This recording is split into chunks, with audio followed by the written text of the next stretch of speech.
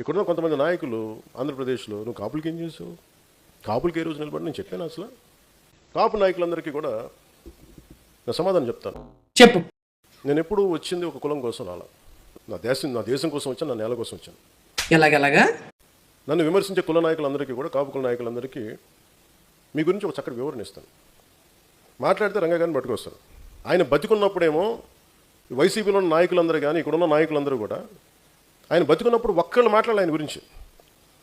చనిపోగానే ఈరోజు అందరికీ కోపాలు వచ్చేసి, ఎందుకంటే మరి ఏం కూర్చోబెట్టి నా మీద పడ్డారు. నేను ఎప్పుడు కులం ప్రస్తావన తీసుకుని నేను ఎప్పుడు రాలేదు. కులం కోసం రాలేదు అని చెప్పాడు కదా. అప్పుడు ఎన్నికలకు ముందు ఈయన చెప్పింది ఫ్లాష్ బ్యాక్. మీ వెనకబాటుతనం, మీ కోరికలు ఉన్నాయి కదా.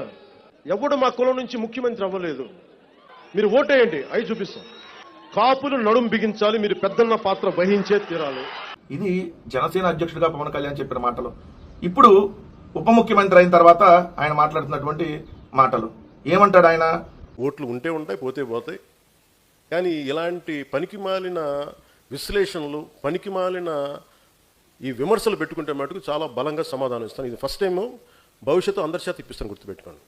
మీ నోళ్ళు మూతపడే వరకు, ఇంకొకసారి నా గురించి మాట్లాడాలంటే మీ నోళ్ళు మూతపడే వరకు అందరి చేత మాట్లాడిస్తాను, గుర్తుపెట్టుకోండి. పవన్ కళ్యాణ్ తెగిస్తే కాపులు ఒక్కొక్కరు అంతు చూస్తా అని చెప్తున్నాడు.